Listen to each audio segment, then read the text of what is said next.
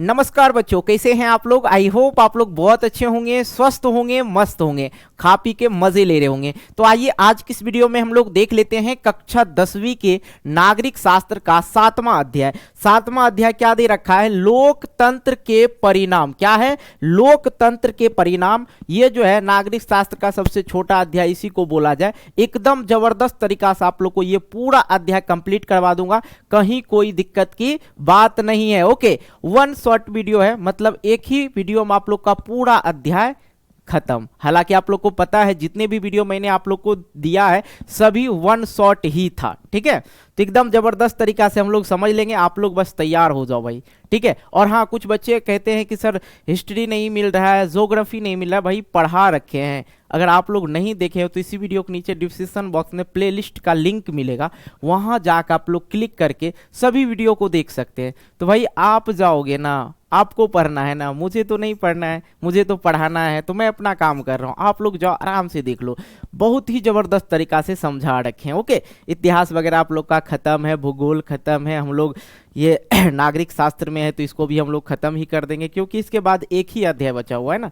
तो बच्चों आप लोग का एग्जाम भी बहुत ज़्यादा नज़दीक है, इसलिए स्टडी आप लोग प्रॉपर करते रहो, एकदम मन ध्यान से लगा के। ओके, तो शुरू करते हैं क्लास को।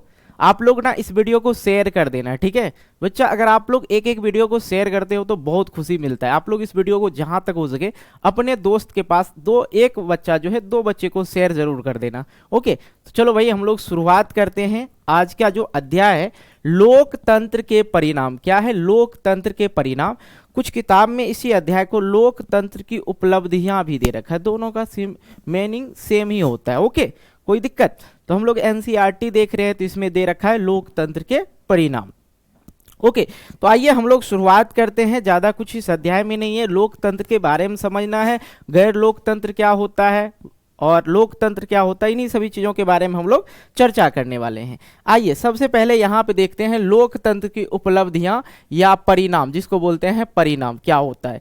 अच्छी तरह से हम लोग समझेंगे। अगर अभी देखा जाए तो लोकतंत्र जो है, ठीक है, लोकतंत्र जो है भारत का लोकतंत्र, विश्व का सबसे बड़ा लोकतांत्रिक देश भारत है, और यहाँ से धीरे धीरे प्रसारित होकर और भी सभी देशों में जो है क्या हुआ, इनका प्रचार प्रसार बढ़ते गया। अगर देखा जाए तो अभी के डेट में देखेंगे तो दुनिया के जो है लगभग 100 देशों में जो है लोकतंत्र किसी न किसी रूप में क्या है, विद्यमान है, मतलब है।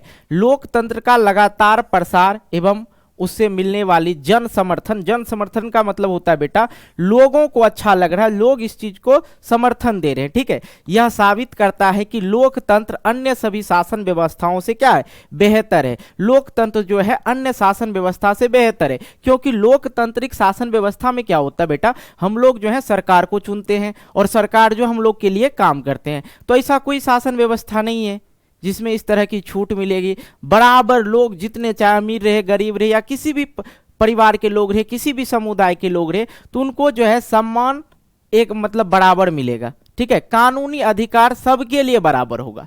ये चीजें होता है लोकतांत्रिक शासन व्यवस्था में, तो ये चीजें सबको अच्छी लगती है। अब राजतंत्र में क्या होता था, राजा अपना मनमौजी कहता था, आप उसको हटा भी नहीं सकते थे, आप राजा को हटा भी नहीं सकते थे। और यहाँ पे है कि कोई भी नेता अगर हमसे इधर उधर करे ना तो हम उनको हटा सकते हैं। आम पब्लिक के पावर, सबसे ज्यादा पावरफुल व्यक्ति कोई होता है तो वो आम इंसान होता है। क्या जो सत्ता में होता है उनके पास पावर नहीं होता बेटा, वो लोग तो हमारे टैक्स के पैसे से जीते हैं। भले वो गाड़ी फरारी से चले या किसी भी गाड़ी मोटर से चले, वो मैटर नहीं करता, लेकिन हम लोग के जो पैसा होता है, हम लोग खाना खाते हैं या कोई चीज़ जो खरीद रहे हैं अपने यूज़ के लिए, वो सभी चीज़ों का टैक्स वो लोग हमसे लेते हैं। तो वो लोग हम पे आश्रित हैं, ना कि हम लोग उन पे आश्रित हैं। ये चीज़ समझ में आ गया। लोकतंत्र व्यवस्था में सभी नागरिकों को मिलने वाला समान अवसर, व्यक्ति की स्वतंत्रता एवं गरिमा आकर्षक के बिंदु हैं। ओके, आगे हम लोग बढ़ते हैं। लोकतंत्र में फैसले किसी व्यक्ति विशेष द्वारा नहीं लिया जाता। लोकतांत्रिक शासन व्यवस्था में जो है किसी एक व्यक्ति के द्वारा फैसला नहीं लिया जाता है, सामूहिक फैसला लेते हैं हम लोग जो है। सब कोई जितने भी जनता होगा उनका समर्थन मिलेगा नहीं, ये ठीक है तो चलो ठीक है, सामूहिक वही हो गया, सबकी सहमति होनी चाहिए, सामूहिक आधार के लिए लिए जाते हैं। यह विशेषतः लोकतंत्र के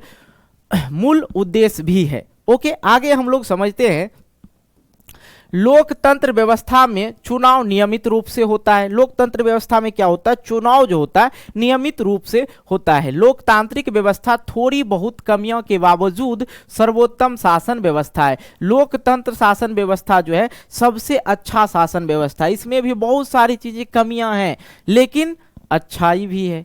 ठीक है, इतना अच्छा है कि लोग आज खुले आम जी सकते हैं, कोई राज्य में जा सकता है, कोई दूसरे देश में भी जा सकता है, यहाँ पे कोई किसी का रोक ठोक नहीं, क्योंकि हम लोग क्या है, स्वतंत्र है। दूसरी बात कि हम लोग के यहाँ शासन कौन सा चल रहा है, लोकतांत्रिक शासन चल रहा है। अगर पूछे बेटा कि विश्व का सबसे बड़ा लोकतांत्रिक देश बताओ तो अपना भारत चिपका देना है। धीरे धीरे इधर हाल फिलहाल में 2008 में, वैसे तो 90 में ही हो गया था।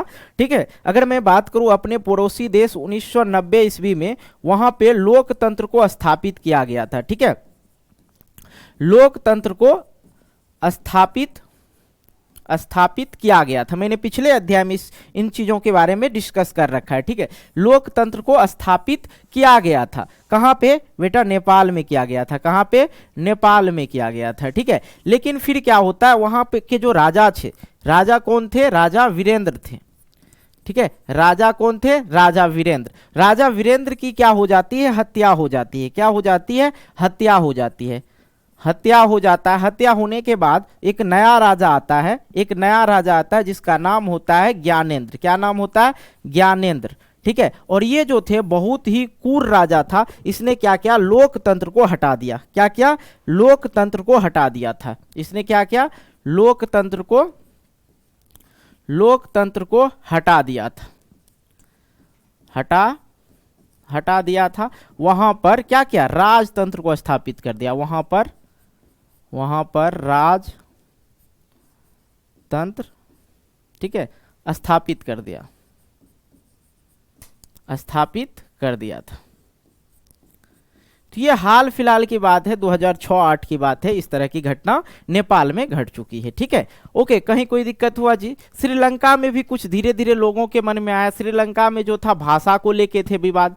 ठीक है, यही सब विवाद वगैरह चलते रहा। तो यहाँ पे भी लोकतंत्र, अभी नेपाल में भी लोकतांत्रिक शासन व्यवस्था ही लागू है, अब बदल गया धीरे धीरे। तो हाल फिलहाल में भारत की अगर मैं बात करूं, 1947 ईस्वी में अपना देश जो आजाद हुआ था। अगर मैं बात करूं भारत में, तो भारत का जो अगर देखा जाए तो 15 अगस्त, ठीक है, 15 अगस्त 1947 ईस्वी के बाद जो है यहाँ पे क्या हो गया, लोकतंत्र स्थापित हो गया। क्या हो गया, लोकतंत्र स्थापित हो गया। ठीक है, कोई दिक्कत जी नहीं ना, समझ में आ गया आप लोग को। आगे की ओर हम लोग बढ़ते हैं। एक लोकतांत्रिक सरकार की प्रमुख विशेषता क्या, भाई अच्छाई क्या है, विशेषता क्या है, लोकतंत्र को क्यों चाहते हैं। क्योंकि सबसे पहली बात कि यहाँ पे जो जनता होता है वो प्रतिनिधि को चुनता है, अपने सरकार को चुनता है, अपने शासन करने वाले लोगों को चुनता है। जनता द्वारा चुने गए प्रतिनिधि ही शासन चलाते हैं। और चुनाव जो होता है क्या होता है, नियमित होता है, निष्पक्ष होता है, किसी के पक्ष में नहीं होता है और स्वतंत्र होता है। ये होता है लोकतंत्र में। ठीक है, वयस्क मताधिकार नियमों के अनुसार सभी लोग अपने मत का प्रयोग करते हैं। बेटा यहाँ पे मत का मतलब होता है वोट। क्या होता है, वोट। और यहाँ मताधिकार का भी मतलब होता है वोट ही होता है। ठीक है, बट अगर यहाँ पे पूछ दे कि वोट देने का अधिकार कब होता है, तो 18 वर्ष के बाद। ठीक है, 18 वर्ष के बाद याद रखना है। और यहाँ पे चुनी हुई सरकार जो है संविधान द्वारा, जो संविधान है हम लोग का, द्वारा निर्मित बुनियादी कानूनों और नागरिक अधिकारों की सीमा में रहते हुए काम करती है। ये होता है लोकतांत्रिक सरकार की विशेषता। कोई दिक्कत हुआ बेटा यहां तक समझने में, नहीं ना। आगे की ओर हम लोग बढ़ते हैं। तो लोकतंत्र सभी शासन व्यवस्थाओं से बेहतर है कैसे। लोकतंत्र सभी शासन व्यवस्थाओं से बेहतर है मतलब अच्छा है, कैसे है अच्छा। अब बेटा इससे पहले मैंने यूरोप में राष्ट्रवाद पढ़ा था, फ्रांस की हालत को आपके सामने मैंने रखा था। उसके बाद दक्षिण वियतनाम, उत्तरी वियतनाम, लाओस, काम्बोडिया की घटना आप लोग को मैंने जबरदस्त तरीका से सुना रखा था। तो वहां पे क्या हो रहा था, वहां पे चल रहा था राजतंत्र। और एक राजा जब राज करे और बार बार वही राजा आप पे हमेशा वही शासन करे, तो क्या होगा, देश की आर्थिक स्थिति भी खराब हो जाती है। और वैसे राजा नहीं होनी चाहिए। जो अपने प्रजा को ना देखे। तो राजतंत्र में होता है राजा का मनमौजी चलता है, राजा अपने हिसाब से कानून बनाते हैं और राजा के कानून में ही रह के आपको जीना पड़ता है।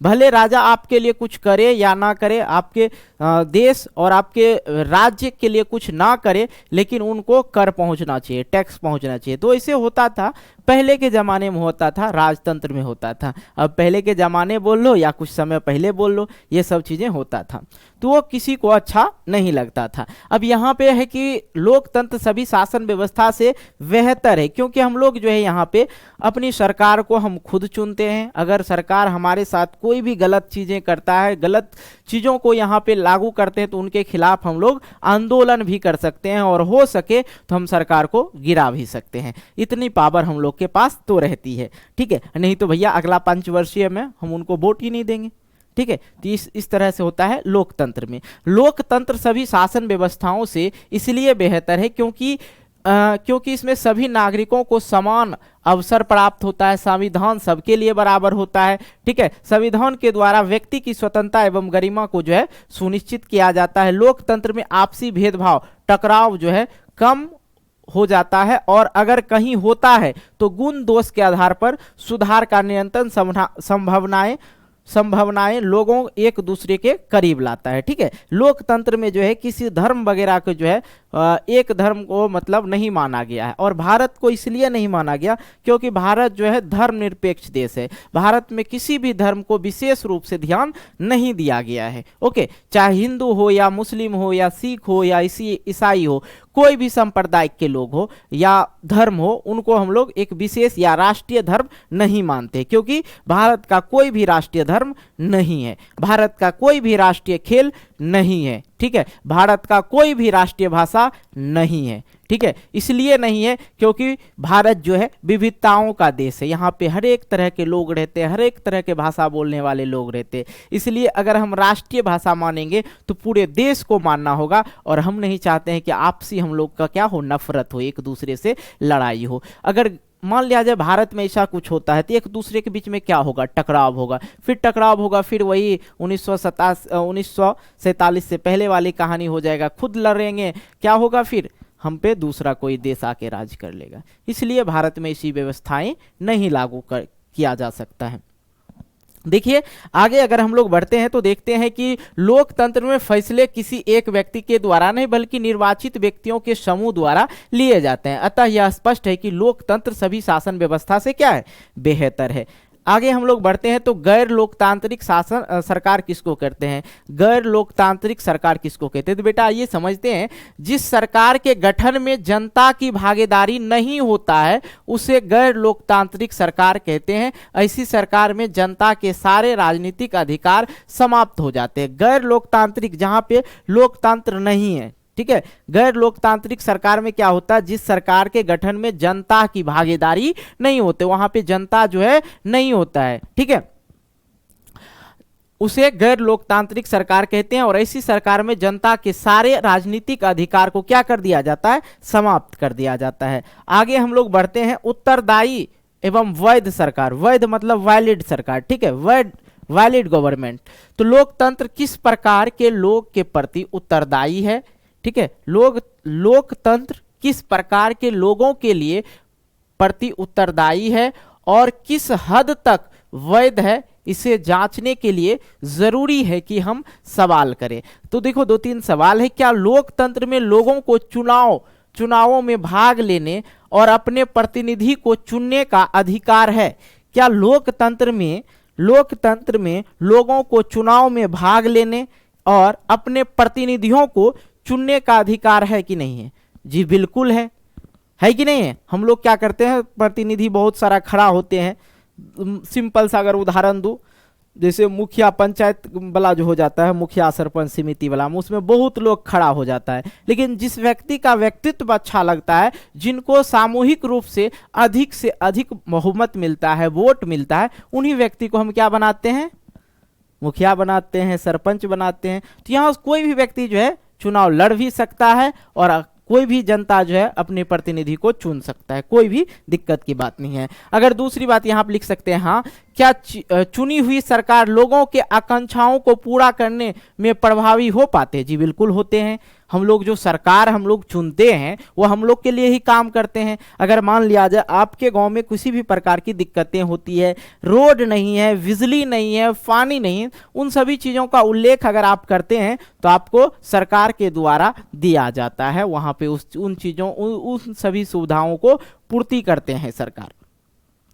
क्या सरकार द्वारा फैसले शीघ्र लिए जाते हैं और फैसले कितने जन कल्याणकारी होते हैं? सरकार के द्वारा फैसला अगर बात करें थोड़ा धीमा होता है आज की डेट में, लेकिन किताबी भाषा में लिखना कि शीघ्र फैसला लिया जाता है, लेकिन धीमा होता है। लेकिन जन कल्याण के लिए जन कल्याणकारी कार्य जो होता है बहुत अच्छा होता है, क्योंकि लोगों के लिए बहुत लाभदायक होता है। अगर हम लोग रियलिटी देखें, किताब छोड़े और रियलिटी में आ जाए तो बहुत बेकार होता है, क्योंकि लोग जो है सरकारी चीज और सरकारी खाना रहे या सरकारी स्कूल रहे उसे सही नहीं समझते हैं, क्योंकि सभी को कहते हैं ना कि फ्री में मिला हुआ चीज हजम नहीं होता है, वही प्रकार से समझ लीजिए। क्योंकि सरकारी जो भी है वो फ्री में मिल रहा है आपको, तो हजम तो होगा नहीं। अब प्राइवेट चीज़ों की देख लो भाई, तो फिर तो पढ़ने के लिए भी जाना पड़ेगा, पढ़ना भी पड़ेगा, क्योंकि पैसा लगता है। ठीक है, क्योंकि कुछ नहीं तो दुनिया में सबसे बड़ी चीज़ है वो पैसा है, और पैसा का ही महत्व दिया जाता है आज के डेट में। आज के संसार, आज जो दुनिया है वो पैसे पे टिकी हुई है। अगर पैसा है तो आप सबसे बड़े इंसान हैं, अगर पैसा आपके पास नहीं है तो आपके पास कितनों क्वालिटी है तो फिर दबाना ही पड़ेगा। बहुत ऐसे ऐसे भारत के अंदर इंसान हैं जिनके पास तो क्वालिटी है बट पैसा नहीं है, लेकिन क्वालिटी रहने के बावजूद जो चुप हो जाते हैं तो चुप ही रह जाते। आप यहाँ पे मैनर नहीं करता कि पैसा इंपॉर्टेंट है, आप अपनी क्वालिटी को किसी तरह से दुनिया के सामने जरूर प्रदर्शित करें। अगर प्रदर्शित नहीं कर पाए तो आप विफल हो गए। अगर आप अपनी क्वालिटी को प्रस्तुत कर देते हैं, दुनिया के सामने दिखा देते हैं कि मेरे अंदर एक क्वालिटी है, तो फिर तो आप हो ही गए, आप चमक ही जाएंगे। उसके बाद आपके पास पैसा हो जाएगा। और हर एक इंसान के अंदर एक क्वालिटी होती है, अनोखी क्वालिटी होती है, वो किसी अदर इंसान के पास नहीं होती है। मेरे अंदर जो होगा शायद आपके अंदर नहीं होगा, और आपके अंदर जो क्वालिटी होगा वो किसी के अंदर क्वालिटी नहीं होगा। बशर्ते होता क्या है, उम्र बीत जाती है इंसान की और वो अपनी क्वालिटी को पहचान ही नहीं पाते। उम्र बीत जाने के बाद पता, अरे भाई मैं तो ये कर सकता था, लेकिन उम्र बीत गई, खत्म हो गई कहानी। तो अपनी क्वालिटी को खुद पहचानने चाहिए। अगर पूछा क्या सरकार द्वारा फैसले शीघ्र लिए जाते हैं और फैसले कितने जन कल्याणकारी होते हैं, तो 100% जन कल्याणकारी ही होते हैं। आइए आगे की ओर हम लोग चलते हैं। लोकतंत्र एक ऐसी शासन प्रणाली है जिसके अंतर्गत जनता अपनी स्वेच्छा से निर्वाचन में आए हुए किसी भी उम्मीदवार को मत देकर अपना प्रतिनिधि चुन सकती है तथा उसे विधायिका का सदस्य बना सकती है। कोई दिक्कत जी? ये सब चीजें तो मैंने पहले अध्याय में भी करवा रखा है। लोकतांत्रिक सरकार मुख्य रूप से लोगों की सरकार होती है। लोकतांत्रिक सरकार जो होती है लोगों के बनाए गए सरकार होता है। इससे पहले मैंने आप लोग को बताया था कि जो अब्राहम लिंकन जी थे, 16वां अमेरिका का 16वां राष्ट्रपति, वो जो थे अब्राहम लिंकन ने बोला, लोकतंत्र का उसने परिभाषा दिया, जनता का, जनता के लिए, जनता के द्वारा शासित शासन व्यवस्था को क्या कहते हैं? लोकतांत्रिक शासन व्यवस्था कहते हैं। जनता का मतलब सरकार किसका? जनता का, ठीक है। और जनता के लिए मतलब काम किसके लिए सरकार करेगी? जनता के लिए। जनता के द्वारा मतलब जनता के द्वारा बनाया जाता है। आई होप ये चीज समझ में आ रहा है आप लोग को। अपनी सरकार चुनकर लोकतंत्र चलाते हैं। एक लोकतांत्रिक सरकार लोगों की भलाई और कल्याण के लिए काम करती है। आगे की ओर हम लोग बढ़ते हैं तो आगे देखते हैं, लोकतांत्रिक व्यवस्था थोड़ी बहुत कमियां के बावजूद एक सर्वोत्तम शासन व्यवस्था है। गैर लोकतांत्रिक व्यवस्था से तुलना के पश्चात कोई संदेह नहीं होता है कि लोकतांत्रिक व्यवस्था एक उत्तरदायी एवं वैध शासन व्यवस्था है। यही कारण है कि आज पूरी दुनिया में लोकतंत्र के प्रति विश्वास जो है लोगों का क्या हो रहा है? बढ़ते जा रहा है, और सभी देश अपने को लोकतांत्रिक कहने पर क्या कर रहा है, गर्व महसूस कर रहा है। आगे की ओर आते हैं हम लोग, तो देखते हैं गैर लोकतांत्रिक शासन व्यवस्था का क्या लक्षण है। गैर लोकतांत्रिक शासन व्यवस्था में मैंने क्या बोला, उसमें जनता की भागीदारी नहीं होती है, उसमें जनता की भागीदारी नहीं होती है। ठीक है, तो यहाँ आप देखो गैर लोकतांत्रिक शासन व्यवस्था का जो है लक्षण क्या है। गैर लोकतांत्रिक देशों के लोग मूल्य अधिकारों और स्वतंत्रता का आनंद नहीं ले सकते हैं। गैर लोकतांत्रिक का मतलब हो गया जहां पे लोकतंत्र नहीं है, उसको क्या बोलेंगे, गैर लोकतांत्रिक शासन व्यवस्था। वहां जो होगा गैर लोकतांत्रिक देश में जो क्या होगा, जो लोगों का जो मूल अधिकार होता है, उसकी जो स्वतंत्रता होता है, वो उसका आनंद नहीं ले पाते हैं। लोगों को अपने विचार व्यक्त करने की आज़ादी नहीं होते हैं। लोग चुनाव द्वारा अपने शासकों को चुन और बदल नहीं सकते हैं। लोग विरोध नहीं कर सकते हैं और ना ही राजनीतिक गतिविधियां चला सकते हैं। इन सभी चीजों को आप लोग समझ गए होंगे। इसमें क्या होता है, जो अमीर व्यक्ति होता है उनका शासन चलता है और उनका ही वर्चस्व अधिक रहता है। लेकिन लोकतांत्रिक शासन व्यवस्था में ऐसा कुछ नहीं है, जो कि मैंने पहले आपको बता रखा है। आइए आगे अगर हम लोग बढ़ते हैं तो देखते हैं आर्थिक समृद्धि और विकास। ठीक है, अगर मैं बात करूं यहाँ पे देखा जाए तो सभी लोकतांत्रिक शासन व्यवस्था है, उसकी विकास दर को अगर आप लोग देखेंगे तो 3.95 है। लेकिन जहां पे तानाशाही हो रहा है, जहां पे तानाशाही शासन व्यवस्था है, वहां पे देख रहे हैं तो 4.42 है। तानाशाही वाला गरीब देश का अब देखा जाए 4.34 है विकास दर। लोकतंत्र वाला गरीब देश देखिए, लोकतंत्र वाला गरीब देश अगर देखते हैं, लोकतंत्र वाले गरीब देश का देखिए तो 4.228 है विकास दर। ओके, ये जो डेटा है ये 1950 से लेके 2000 ईस्वी तक की डेटा है। इस पे ज़्यादा विशेष बात नहीं करना हम लोग को। अब हम लोग समझ लेते हैं यहाँ पे, इसलिए हम यहाँ पे लेके आए क्योंकि ये चीज़ें जो है आप लोग को अच्छी तरह समझ, विकास दर के वहाँ पे इस तरह से विकास हो रहा है, विकास ज़्यादा हो रहा है, कम हो रहा है, यही चीज़ें हैं। लेकिन आप लोग को यहाँ पे ये चीज़ नहीं समझ में आया होगा कि सर तानाशाही क्या होता है। तो सबसे पहले हम लोग बेटा समझ लेते हैं तानाशाही। जब एक व्यक्ति अथवा कुछ व्यक्तियों का शासन होता है जिनके पास देश की संपूर्ण सत्ता होती है और जनाक्षाओं, ठीक है, जनाक्षाओं का ध्यान न रखकर सत्ता अपने बल से तथा क्रूरतापूर्वक हासिल किया गया हो एवं संचालित हो, उसे ही तानाशाही सरकार कहते हैं। मैंने इससे पहले भी आप लोग को बताया था कि गैर लोकतांत्रिक शासन व्यवस्था, जहां लोकतांत्रिक व्यवस्था नहीं है वैसे देश को बोलते हैं। दूसरी बात कि वहां पे गरीब लोगों को देखा नहीं जाता है, अमीर आदमी ही होते हैं, ज़्यादातर जो अमीर आदमी है वही देश को क्या करते हैं, हैंडल करते हैं। और एक व्यक्ति या जो व्यक्ति अमीर है वही लोग सत्ता पे, उन्हीं लोग का, वहां पे चुनाव वगैरह नहीं होता है।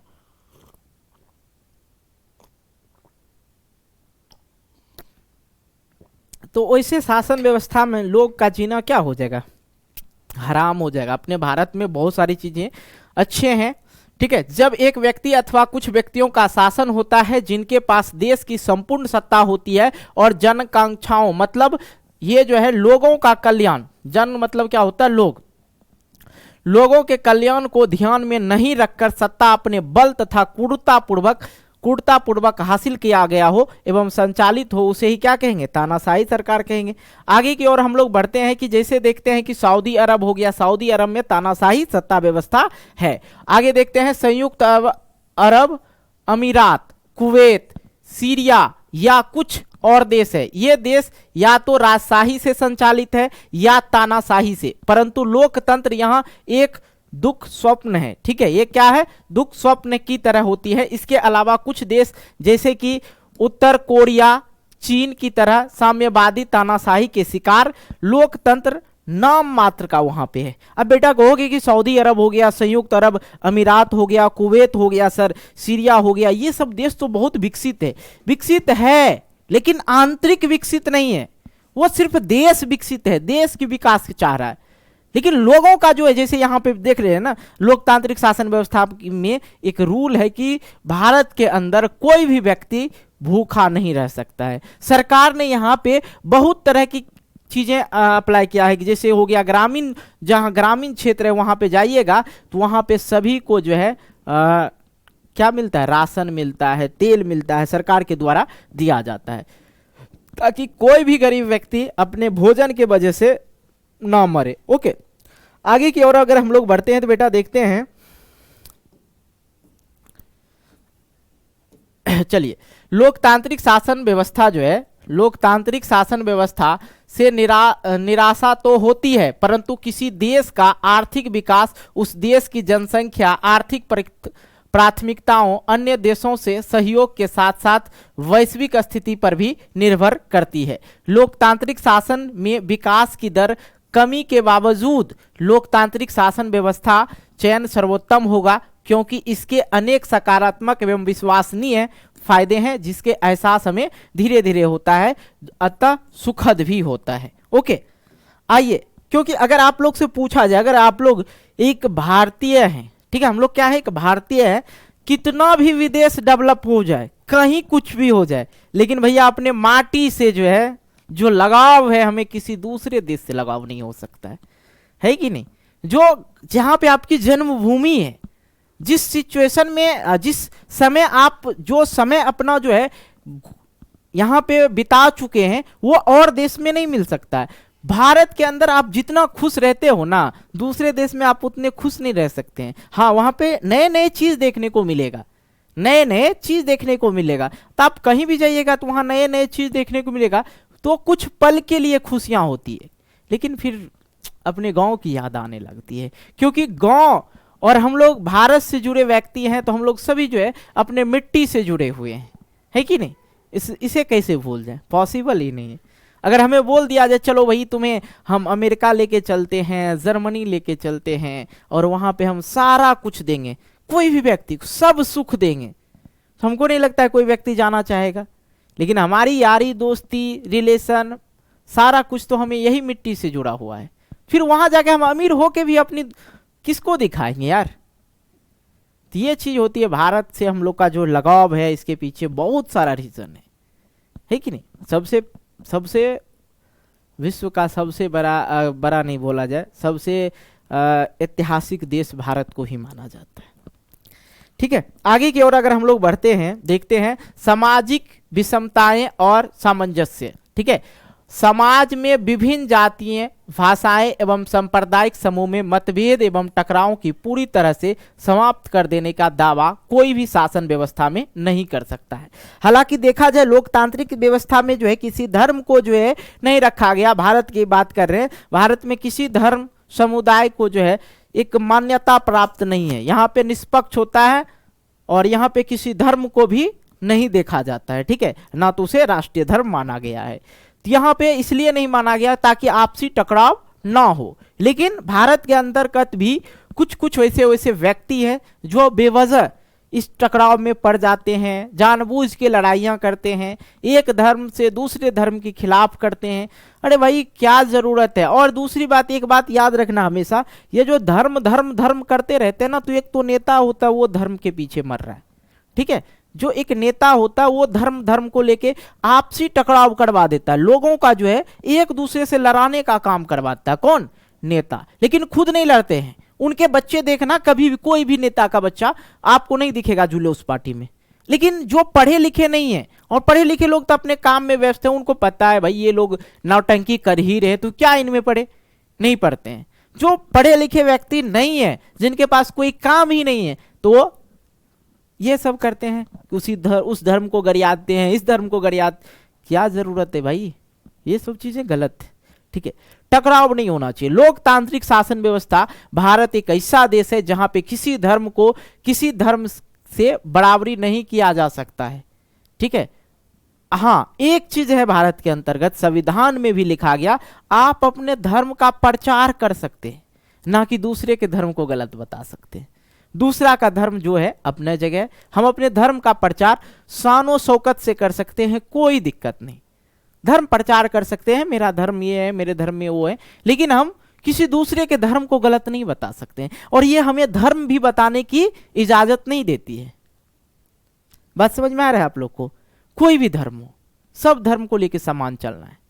नहीं तो अगर धर्म करेंगे तो अपने आपसी लड़ाई होगा, भारत के अंदर मारपीट शुरू हो जाएगा। ये चीजें होती रहती है, अभी तक भी ये चीजें चल रही है। इसे मतभेदों बने रहने के कई सामाजिकता, विषमता एवं सांस्कृतिक कारण भी है। लोकतंत्र की सबसे बड़ी विशेषता यह है कि यहाँ लोगों के बीच नियमित संवाद की गुंजाइश बनी रहती है। आगे की ओर हम लोग देखते हैं संवाद का अर्थ क्या होता है। यहाँ पे मैंने आप लोग को बता दिया कि यहाँ के लोगों के बीच में जो ये सब चीजें होती रहती है, तब फिर भी नियमित संवाद, ठीक है, तब फिर भी मैंने यहाँ पे क्या बोला, नियमित संवाद की गुंजाइश बनी रहती है। तब बेटा आप लोग सोच रहे होंगे कि सर ये संवाद क्या होता है, ठीक है, ये संवाद क्या होता है। तो आइए हम यहाँ पे समझ लेते हैं संवाद का अर्थ क्या होता है। संवाद का अर्थ होता है वाद विवाद के पश्चात एक सकारात्मक निष्कर्ष तक पहुंचने की कोशिश होती है, ताकि आपसी मतभेद को क्या कर दिया जाए, खत्म कर दिया जाए। भारतीय लोकतंत्र की साख पूरी दुनिया में क्या है, बढ़ी है, ठीक है। आगे की ओर हम लोग बढ़ते हैं तो भारतीय लोकतंत्र कितना सफल है इसके बारे में हम लोग समझते हैं। भारत का जो लोकतंत्र है कितना सफल है, नहीं है, इन सब चीजों के बारे में अब हम लोग पढ़ने वाले हैं। तो भारत का लोकतंत्र अगर मैं बोलूं तो पूर्णतः सफल नहीं है, ठीक है। कुछ कुछ कमियां भी है और कुछ कुछ खामियां भी है, लेकिन अच्छाइयां तो अधिक है। देखते हैं 1947 ईस्वी में हमारा देश जो था, 1947 ईस्वी से पूर्व हम लोग ब्रिटिश लोग के जो थे गुलाम थे, ठीक है। हम लोग किसके गुलाम थे, ब्रिटिश लोग। और उससे पहले की अगर मैं बात करूं, उससे पहले हम लोग मुगल जो लोग थे उनके हम लोग गुलाम थे, ठीक है। 1947 ईस्वी में क्या होता है, 15 अगस्त 1947 ईस्वी को अपना देश आजाद होता है। 26 जनवरी 1950 ईस्वी को क्या होता है, हम लोग का एक संविधान लिखा जाता है। और संविधान निर्माता कौन होते हैं, भीमराव अंबेडकर, डॉक्टर भीमराव अंबेडकर। उनके द्वारा संविधान में लिखा गया अनुच्छेद है और नियम है, कानून व्यवस्था है, किस प्रकार सरकार चलाना है, किस प्रकार लोगों का अधिकार है, किस तरह से सभी धर्म के बारे में सारा चीज वो संविधान में लिखा गया है। तो 1947 में ब्रिटिश सत्ता से संविधान स्वाधीन होने के बाद भारत एक ही प्रयास में राजतंत्र को पलट कर क्या कर दिया, लोकतंत्र शासन प्रणाली में आ गए। और 1950 में देश में संविधान स्वीकार करके गणतंत्र शासन प्रणाली को स्थापित कर दिए। आज स्वतंत्रता के 74वें, अब आप देखो यहाँ पे 74वें 77वें हो गया ना, किताब को पहले से है ना, ठीक है। बाद इस बात को लेखा जोखा करने की उचित समय है कि हमारे लोकतांत्रिक शासन प्रणाली में कहां सफलताएं मिली, कहां कमियां रह गई, और भारत इस समय विश्व के अन्य देशों के समक्ष कहां खड़ा है। इन सभी चीजों के बारे में सोचना चाहिए। सर्वप्रथम यह स्पष्ट करना जरूरी है कि लोकतांत्रिक शासन प्रणाली सर्वोत्तम शासन व्यवस्था है। अगर मैं बात करूं, लोकतंत्र जो है सबसे अच्छा व्यवस्था है, ठीक है। इसकी खामियां, ठीक है, इसकी कमियां बोलिए या कमियां या विफलताएं लोकतंत्र को न होकर इसे संचालित करने वाले की तंत्र की होती है, ठीक है। लोकतंत्र की ये कमियां नहीं होती, जो हम लोग रह रहे हैं ना, इसको संचालित करने वाले की ये कमियां होती है, ठीक है। जो कल्याणकारी कार्यों को छोड़कर स्वार्थ सिद्ध में लुप्त हो जाता है। भैया हमारे सरकार को देखो, ठीक है, हमारे सरकार के देखो, जन कल्याणकारी काम करेंगे या दूसरे काम में फंस जाते हैं। दूसरे काम में फंसेंगे, जाहिर सी बात है कि जन कल्याणकारी काम नहीं हो पाएंगे। भारत में अभिव्यक्ति की स्वतंत्रता है, सभी व्यक्ति की स्वतंत्रता है। विरोधी विचारों के भी सुना जाता है तथा सामान्य से कार्य करने की प्रणाली विकसित हुई है। इस कारण से सरकारें संभल कर कार्य करती है। संविधान में प्रदत्ता समानता के अधिकार के कारण दलित एवं पिछड़ा वर्ग काफी हद तक ऊपर आया है और कार्य के अवसर अधिक प्राप्त है। पहले दलित वगैरह जो था क्या था, बहुत ही नीचे था। आगे हम लोग बढ़ते हैं, देखते हैं कि भारतीय लोकतंत्र की सफलता के कारण के तत्व क्या क्या है। भारत में जो है लोकतंत्र जो है सफल रहा है, लेकिन इसके कारण क्या है, मतलब इनके तत्व क्या है, ठीक है, किस किस वजह से, इन सभी चीजों के बारे में हम लोग समझेंगे। और उसके बाद आप लोग का अध्याय क्या हो जाएगा, समाप्त हो जाएगा। क्योंकि छोटी सी अध्याय, जो बाकी चीजें जो मैंने आप लोग को पढ़ाया था इससे पहले वाले अध्याय वगैरह में, उसी सब का थोड़ा थोड़ा पॉइंट्स था यहाँ पे, जो जिसको कहा जाए कंफ्यूजन। ये अध्याय में सारा कंफ्यूजन दूर हो जाना चाहिए।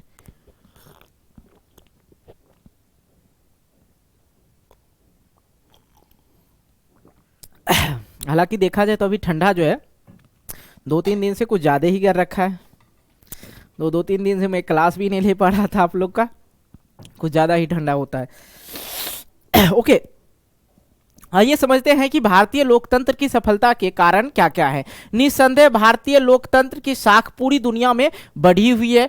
इसके कारण से जनता की भागीदारी विस्तृत हुई है, ठीक है। लोकतंत्र के कारण ही ओके, आगे हम लोग बात करते हैं। फिर भी भारतीय लोकतंत्र उतना परिपक्व नहीं हुआ।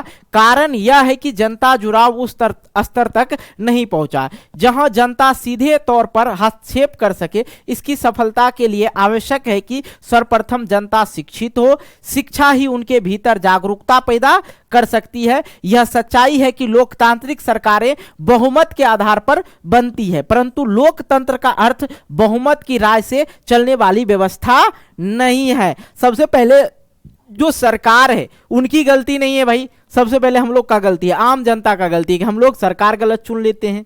वो जैसे चुनेंगे वैसे होंगे, है कि नहीं। अब भैया जो शिक्षित आदमी है तो वो तो जानते हैं कि अगर एक नॉर्मल वे में अगर हम कुछ उदाहरण दे, इसको माइंड ही नहीं करना है। देखो, अगर एक गरीब इंसान को अगर घर दे दिया जाए, घर क्या बाथरूम दे दिया जाए, ठीक है, बाथरूम दे दिया जाए, तो उनको लगेगा नहीं ये सरकार बेहतर था जो हमें बाथरूम दे दिया।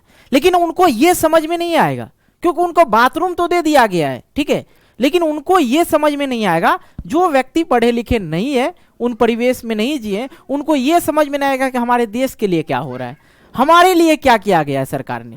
ठीक है, हमें तो दे दिया भाई, तुमको ये अब गरीब इंसान को दे दिया तो उनको तो उनके लिए तो बहुत बड़ी बात होती है कि नहीं जी। तो उनके मन में ये नहीं सोचेगा, वो अपने बच्चे का फ्यूचर नहीं देख सकते हैं, वो अपने बच्चे का फ्यूचर नहीं देख सकते हैं, और वो अपना खुद फ्यूचर नहीं जान रहा। बिहार की अगर मैं बात करूं, बिहार के 38 जिला में से लगभग सभी जिला के लोग जो है दूसरे स्टेट में काम करते हैं। ठीक है, एमपी के अंदर भी बहुत सारे लोग जो है दूसरे स्टेट में काम करते हैं। यूपी के जो लोग होते हैं, यूपी के लोग कुछ जाके बिहार में काम करते हैं, ज्यादातर यूपी के लोग बिहार में काम कर रहे हैं। ठीक है, और बिहार के लोग जो है दूसरे स्टेट में काम करते हैं। तो ये चीजें हो रही कि हम दूसरे स्टेट क्यों जाए भाई, हमें सारा सुविधा अपने राज्य में दे दो, ये सोचते नहीं लोग अपने मानसिकता के हिसाब से। और कुछ कुछ ऐसे नेता होते हैं, नेता तो नहीं आता आपसे वोट मांगने, उनके चमचे, उनके साथ राजनीतिक पार्टी के लोग आते हैं, वो जो है देखते हैं पियक्कर टाइप का आदमी को, उसको ले जाएगा, उनको कहेगा 500 रुपया दे रहे हैं, इस छाप पे वोट डाल देना, बस वोट हो गया। तो इन सभी चीजों से अगर नागरिक अगर शिक्षित होगा तो सरकार भी सही बनाएगा और सरकार पे सवाल भी उठेगा। आप शिक्षा पढ़िएगा ही नहीं, आपको अधिकार आपका पता ही नहीं है कि मुझे क्या अधिकार है, क्या राइट है, नहीं है, तो फिर आपको तो कोई बेवकूफ बना के चला जा सकता है। एक नॉर्मल सी बात करूं, प्रशासन में विभाग में क्या होता है कि देखो गाड़ी जब चलाते जाओ कहीं, आपके पास वो रोक सकते हैं, एक अलग मैटर होता है, वो क्या करेंगे जल्दी से चाबी खींच लेंगे, और ये राइट उनका नहीं बनता, उनका अधिकार नहीं होता है, किसी भी पुलिस वाले का अधिकार नहीं होता है कि आप किसी भी व्यक्ति का चाबी खींच लें, लेकिन खींच लेता है क्योंकि आपको अधिकार नहीं पता है। ठीक है, दूसरी बात की कांस्टेबल, जितने भी कांस्टेबल हैं, ठीक है, कांस्टेबल किसी भी व्यक्ति का कागज चेक नहीं कर सकता है, पेपर नहीं देख सकता है। बात समझ में आ रहा है, कांस्टेबल का अधिकार नहीं होता पेपर देखने का, लेकिन पेपर देखता है ना, क्योंकि आपको आपका अधिकार आपको पता ही नहीं है, तो आप तो दिखाओगे ही ना। कम से कम अगर किसी को कागज दिखा रहे, उनका देख लीजिएगा सिंगल स्टार होना भी जरूरी है, अगर नहीं है तो आप मत दिखाइए, चाहे जो हो जाए। लेकिन प्रशासन है, प्रशासन अगर नहीं दिखाइएगा, ज्यादा टेढ़ बनिएगा तो कोनो दूसरों केस में रेल देगा, है कि नहीं। ये अपनी अपनी मनमौजी करते रहते हैं, हालांकि आपको अपना राइट पता होना चाहिए, आपका अधिकार आपको पता होना चाहिए। और विशेष रूप से जो वाहन चालक होते हैं, बाइक चलाने वाले या कोई भी हो, तो वो हमेशा ख्याल रखें कि आप अपनी तरफ से कोई भी गलती ना करें। जैसे कि होता है हेलमेट नहीं लेना, जूता नहीं पहनना, अरे भाई इससे आप अपना लोग को बेनिफिट है, अगर हम पहन के जाएंगे सुरक्षित रहेंगे। इसलिए कोई भी किसी भी प्रकार की गलती खुद ना करे, तब बोलने में मजा आता। आप हेलमेट पहनिएगा नहीं, आप कहिएगा उनको तो तोड़वे करेंगे, मारवे करेंगे, है कि नहीं। तो अपने तरफ से कोई गलती ना हो तो 10 बात चिपका सकते हैं। ओके, लोकतांत्रिक सरकार बहुमत के आधार पर बनती है, परंतु लोकतंत्र का अर्थ बहुमत के राय से नहीं चलने वाली व्यवस्था है। आगे की ओर हम लोग देखते हैं कि भारतीय लोकतंत्र की सफलता के लिए आवश्यक है कि सरकार प्रत्येक नागरिकों को यह अवसर अवश्य प्रदान करे ताकि वो किसी न किसी अवसर पर बहुमत का हिस्सा बन सके। लोकतंत्र की सफलता के लिए यह भी आवश्यक है कि व्यक्ति के साथ साथ विभिन्न लोकतांत्रिक संस्थाओं के अंदर आंतरिक लोकतंत्र हो। ठीक है, जाहिर है कि इसके दुष्परिणाम के तौर पर सत्ताधारी लोग के चरित्र एवं व्यवहार गैर लोकतांत्रिक दिखेंगे और लोकतंत्र के प्रति हमारा विश्वास में कमी होगा। इससे हम अपनी सक्रिय भागीदारी एवं लोकतंत्र में अटूट विश्वास से दूर सकते हैं। क्या हो सकते हैं? विश्वास से दूर सकते हैं, मतलब टूट सकते हैं। यहाँ पे दूर टूट सकते हैं। तो ये आप लोग का जो अध्याय था, आई होप आप लोग का अध्याय अरे यार ये क्या मैंने कर दिया, ये आप लोग का अध्याय कंप्लीट हो गया। और यहाँ पे हम कीप कर देते हैं और कीप करके फिर से बड़ा कर लेते हैं। ओके चलो भाई, ये जो आप लोग का अध्याय था कि हम लोग को जो है क्या करना होगा, हम लोग को पढ़ना होगा, हम लोग को अपनी अधिकार को समझना होगा, तब जाके हम लोग सरकार को भी सही रूप से नियमित रूप से चलाने का अगर गलत करते हैं तो उनके ऊपर आंदोलन भी कर सकते हैं। पहले तो खुद जानना होगा ना भाई कि मेरा अधिकार क्या है नहीं है, तो दूसरे पे थोपने से क्या फायदा है। ठीक है, इसी प्रकार से आपका ये अध्याय जो है कंप्लीट हो जाता है। मैं आई होप कि मैंने ये इस अध्याय को कोशिश किया कि ज़्यादा से ज़्यादा अपनी भाषा में जो एक्सप्लेन कर दूं आप लोग के साथ। बहुत छोटा सा अध्याय था, इस अध्याय को चाहे दूसरे अध्याय इसके 8वें अध्याय से भी कंपेयर करके हम पढ़ा देते तो 1 घंटा में ख़त्म हो जाता वैसे, लेकिन मैंने सोचा कि थोड़ा डिटेल से पढ़ाना बेहतर होगा, क्योंकि डिटेल से समझेंगे तभी तो डिटेल वाला नंबर लाएंगे, है कि नहीं जी। तो इसी बात पे आप लोगों को करना क्या है, इस वीडियो को लाइक करना है, दोस्तों के साथ शेयर कर देना है, अगर नहीं किए हैं तो ज़रूर इस वीडियो को शेयर करना है, ठीक है, और लाइक ज़रूर करना और कमेंट करके बताना कि कैसा लगा ये वीडियो। ओके, और कुछ बच्चे सोच रहे होंगे कि भाई पीडीएफ के बारे में सर आज तो बोला ही नहीं आपने, तो भाई पीडीएफ के बारे में हम चर्चा कर लेते हैं, थोड़ा सा 1 मिनट का टाइम लेंगे। अगर पीडीएफ आप लोग को लेना है तो बहुत कम प्राइस में अभी मिल रहा है, तो जाकर आप लोग परचेज कर सकते हैं। ऐसा नहीं कि सोशल साइंस का ही मिलेगा, पंकज सर जो है उधर साइंस मैथ पढ़ा रखे हैं, हिंदी भी कुछ पढ़ा रखे हैं, हिंदी भी लगभग पढ़ा ही रखे हैं, मैं भी आप लोग को संस्कृत ग्रामर पढ़ा रखा हूँ, इधर सोशल साइंस लगभग खत्म होने वाला ही है। तो अगर आप लोग को लगे कि भाई कोर्स को परचेज करना है तो ज़रूर परचेज कीजिए। मैं आप लोग को यहाँ पे नंबर देता हूँ, उस नंबर पे आप लोग को व्हाट्सअप करना है 85 81 80, ठीक है, 80 29 29। इस नंबर पे आप लोग को क्या करना है, व्हाट्सअप करना है, और व्हाट्सअप करके आप लोग को कहना है कि मुझे पंकज स्टडी सेंटर का कोर्स लेना है। तो भाई बहुत अच्छा लगा आप लोग यहाँ तक जुड़े, और इस अध्याय के बाद हम 8वें अध्याय पढ़ेंगे और उसको ख़त्म हम लोग बहुत जल्द ही कर लेंगे। उसके बाद हम लोग का एक और बच जाएगा इकोनॉमिक्स, उसको भी हम लोग चाट लेंगे, ठीक है। जल्दी जाओ, कमेंट बॉक्स में कमेंट जरूर करना और एक शेयर ज़रूर हो जाना चाहिए। मिलते हैं एक नई वीडियो को लेके, तब तक के लिए बाय बाय, जय हिंद जय भारत।